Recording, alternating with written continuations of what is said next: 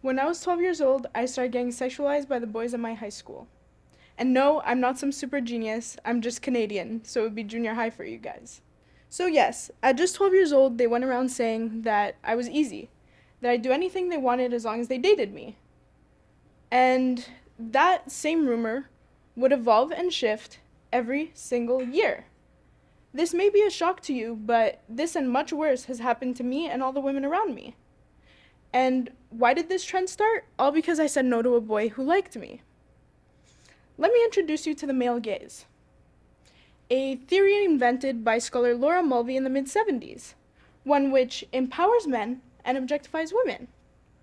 This concept has since been able to be applied to the way we live our day-to-day lives. For now, let's look at some examples of the male gaze. We see the sexualization of women in the media, at work, and at school. Locker room talk has left those four walls and is now everywhere. Here are some commercials that we've seen throughout the years. Pita steak sauce, Bud Light, and Carl's Jr. Burger. All of these are targeted to a male audience, and this may seem harmless, but it does give us a perspective on how our society may view things. So how do we break this pattern in order to ensure a better future for our children? Well, it's not a simple answer, but I do have a few ideas. This isn't new at all. In fact, Budweiser has recently come out with some ads that some may seem as sexist from the 50s. They later changed it to empower women instead. So in 1962, she's cooking and he's drinking beer. In 2019, she's unwinding with some takeout and some beer. In 1958, she's pouring him a beer and he's holding tools. And in 2019, they can both enjoy a beer together. Now, I know what a lot of you may be thinking. This is all great, but what does it have to do with us? Well, the side effects of the male gaze are pretty scary and very common. Locker room talk can peer pressure and prime men into objectifying women, which feeds into the struggles that we have to live with every day. Now, this is in no way intended to bring down men because they are also victims of the male gaze. Society may tell you you need to be a real man. Drink beer, be buff, have high energy, and most of all, have all the women you want. This can cause emasculation and very toxic men who give in to the male gaze. Now, would men not have to change or hide in silence at the fear of seeming like less of a man if it weren't for the male gaze? Well, there tends to be a pressure to conform to these aggressive, emotionally unattached societal norms. It's not good for one's self-esteem, that's for sure. And it can impact how a man expresses himself entirely. I mean, have you seen the Ken movie? So yes, this is all great, but being a woman could be a lot most of the time. I never walk alone in public at night.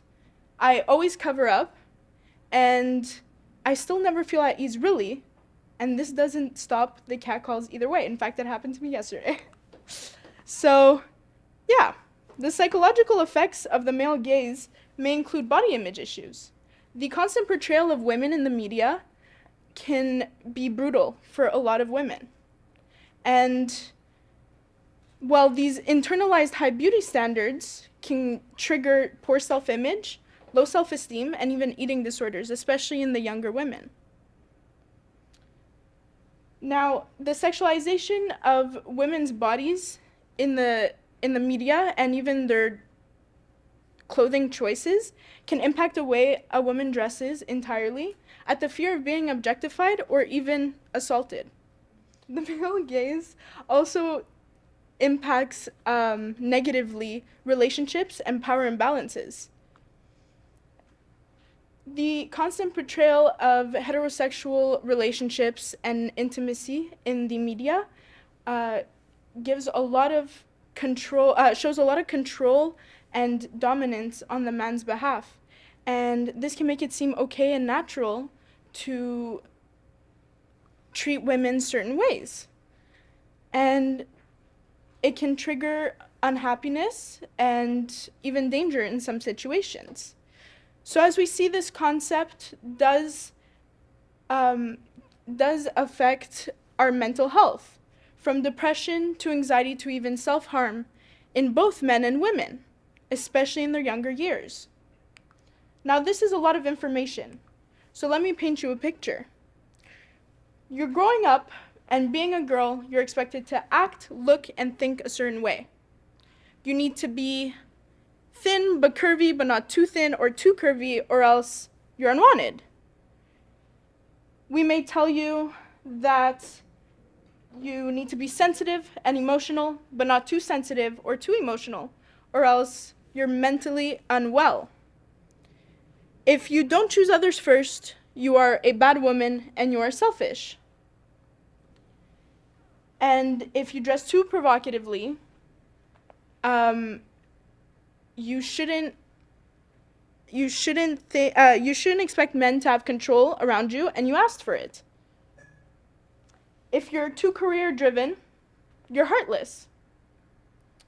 And this is without mentioning the groomers, the predators, and the bullies, and even misogynistic bosses.